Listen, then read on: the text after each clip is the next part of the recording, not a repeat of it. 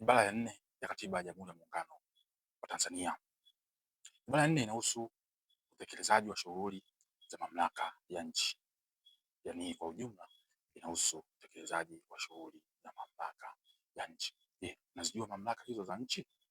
Je, hizo shughuli ambazo zinatekelezwa na mamlaka ya nchi unazijua? Nayo mamlaka ni yapi? Kuungana na mimi kuelewa zaidi kuhusu hii utekelezaji wa shughuli za mamlaka ya nchi. Ibara ndogo ya kwanza ya ibara hii ya 4 ya Katiba ya Jamhuri ya Muungano wa Tanzania inasema shughuli zote za mamlaka ya nchi katika Jamhuri ya Muungano zinatekelezwa na kudhibitiwa na vyombo viwili vyenye mamlaka ya utendaji, vyombo viwili vyenye mamlaka ya kutekeleza utoaji haki, na pia vyombo viwili vyenye mamlaka ya kutunga sheria na kusimamia utekelezaji wa shughuli za umma.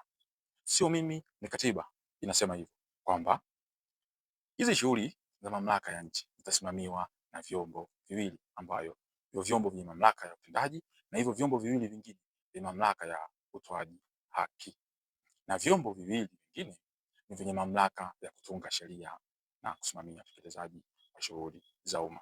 Ni katiba ambayo inasema katika ibara ndogo ya kwanza ya ibara ya 4 kwamba hiyo vyombo viwili, je, unavijua? Kwa nini vyombo viwili vinasimamia utendaji? Kwa nini vyombo viwili vinasimamia utoaji haki? Kwa nini vyombo viwili vinatunga sheria na kusimamia utekelezaji wa shughuli za umma? Ungana na mimi kujua hivi vyombo viwili. Ibara ndogo ya pili katika ibara hii ya 4 inasema vyombo vyenye mamlaka ya utendaji vitakuwa ni serikali ya Jamhuri ya Muungano na serikali ya Mapinduzi ya Zanzibar. Kwa hiyo katika vile vyombo viwili ambavyo tumevitaja katika ibara ndogo ya kwanza ambavyo vinahusu utendaji, ina maana sasa vyombo viwili ni vipi? Ni serikali ya Jamhuri ya Muungano wa Tanzania na serikali ya Mapinduzi ya Zanzibar. Kwa hivi vyombo viwili vitasimamia kwenye masuala ya utendaji. Katiba inaendelea. Vyombo vyenye mamlaka ya kutekeleza utoaji haki vitakuwa Mahakama ya Serikali ya Jamhuri ya Muungano wa Tanzania na Mahakama ya Serikali ya Mapinduzi ya Zanzibar. Kwa katika vile vyombo viwili ambavyo tumezungumzia vinahusu masuala ya utoaji haki, ina maana ni hivi viwili, ni Mahakama ya Jamhuri ya Muungano wa Tanzania na Mahakama ya Serikali ya Mapinduzi ya Zanzibar. Je, Mahakama ya Jamhuri ya Muungano unazijua? Na Mahakama ya Serikali ya Mapinduzi unazijua? Tutaenda kuona mbele.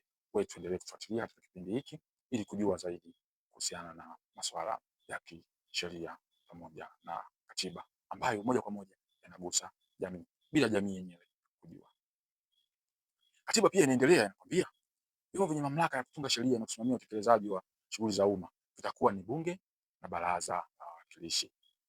Hili bunge ni Bunge la Jamhuri ya Muungano wa Tanzania na Baraza la Wawakilishi ni Baraza la Serikali ya Mapinduzi ya Zanzibar.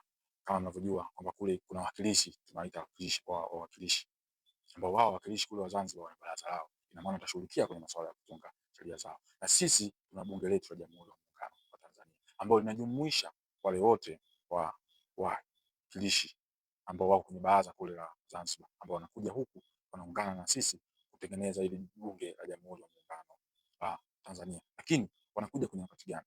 Wanakuja kwenye wakati wa masuala ya kutunga sheria au masuala ya kujadiliana ambayo yanahusu moja kwa moja hii muungano kati ya Tanganyika na Zanzibar, kwa lazima jumuike. Lakini kama swala itakuwa yanahusu Tanganyika, na maana wabunge wa Tanganyika ndio watakuwepo kushughulikia hayo masuala yao, hizo kutunga sheria ambazo zinahusu Tanganyika au na masuala mengine ambayo yanahusu Tanganyika. Nimekupa kidogo, lakini tutaenda kuelewa mbele kwa mbele kwenye ibara zingine za katiba ambazo zinatoa kabisa mamlaka ya hizi vyombo viwili. Ina maana kila chombo kinabidi kifanye kazi kutokana na mamlaka yake. Sawa, hivi vyombo vina mamlaka, lakini mamlaka yake kila chombo ni tofauti. Kwa kila chombo kina mamlaka yake. Tutaenda kuelewa mbele kwa mbele kwenye ibara zingine za katiba. Kwa sasa naomba tuelewe hiki kidogo. Kwa sasa imetuambia katika vile vyombo viwili, yani jumla tuna vyombo 6, lakini vyombo viwili katika vyombo 6 vina mamlaka sawa. Ina maana kwenye utendaji tumesema kuna serikali ya Jamhuri ya Muungano wa Tanzania na serikali ya Mapinduzi ya Zanzibar. Kwenye masuala ya utoaji haki kuna Mahakama ya Jamhuri ya Muungano wa Tanzania na Mahakama ya Serikali ya Mapinduzi ya Zanzibar. Na pia kwenye masuala ya utekelezaji shughuli za serikali na kutunga sheria. Kuna bunge na kuna baraza la wawakilishi. Kwa hiyo ndio vinatumia vile vyombo viwili tulivyovitaja katika ibara ndogo ya kwanza, ibara ya 4. Ibara ndogo ya 3 ya Katiba ya Jamhuri ya Muungano wa Tanzania kwenye ibara ya 4 inasema kwa ajili ya utekelezaji bora wa shughuli za umma katika Jamhuri ya Muungano na kwa ajili ya mgawanyo wa madaraka juu ya shughuli hizo baina ya vyombo vilivyotajwa katika ibara hii, kutakuwa na mambo ya muungano kama ilivyoorodheshwa katika nyongeza ya kwanza iliyoko mwishoni wa katiba hii, na pia kutakuwa na mambo yasiyo ya muungano, ambao mambo mengine yote yasiyo mambo ya muungano. Kwa hiyo ibara ndogo hii ya 3 ya ibara 4 inakwambia katika utekelezaji wa hizi shughuli za mamlaka ya nchi kuna mambo ambayo ya muungano ambayo yapo katika nyongeza ya kwanza iliyoko mwishoni wa katiba. Mambo ya muungano yako 22 tu, 22 yako mambo 22 ya muungano. Sidhani kama unajua, yapo katika nyongeza ya kwanza. Tutafika tutaelezea. Kwa hiyo kwenye masuala ya muungano tunazungumzia mambo 22 tu basi kwenye masuala ya muungano, na kuna mambo ambayo sio ya muungano. Yani katika yale mambo ya muungano yaliyopo 22, hayo mambo mengine ambayo hayapo pale katika 22 yale, hayo yote sio mambo ya muungano. Kwa maana yake sasa, ukiachana na hayo mambo 22 ya muungano, hayo mengine kila mtu atadili kivyake, na maana Zanzibar itadili kivyake na masuala yake, na Tanganyika itadili kivyake na masuala yake.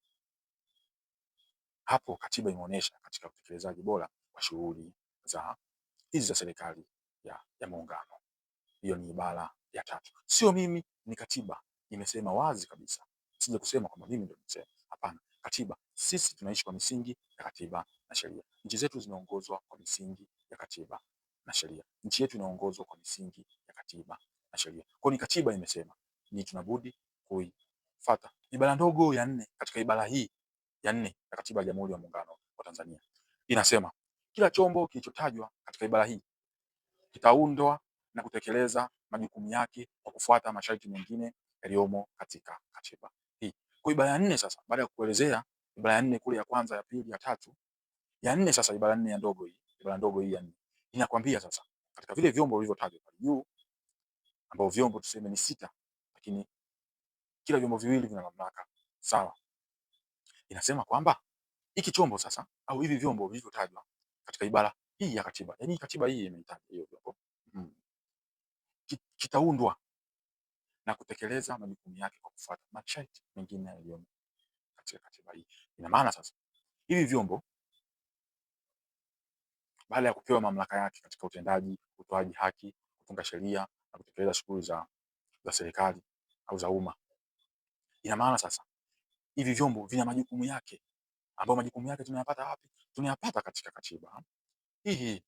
Kwa hiyo usisite kuendelea kufuatilia elimu hii ya Legal and Society kukufunza au kukujuza mambo mengi ambayo yanahusu katiba hii na mambo mengi ambayo yanahusu hivi vyombo katika majukumu yake ya kila siku katika utendaji, katika utekelezaji wa utoaji haki, katika kutekeleza shughuli za serikali na pia katika kutunga sheria. Na maana katiba hii imetuambia na imetuelekeza. Sasa mbeleni tutasoma mamlaka yake, kwa sababu kila chombo kina majukumu yake na kina ibara zake za katiba ambayo inaelezea iko chombo na ime-establish iko chombo kwamba ni hiki, mamlaka yake ni haya na majukumu yake ni haya, hatakiwi kufanya hivi, anatakiwa afanye hivi. Kwenye hii katiba imeelezea mamlaka ya hiyo vyombo husika.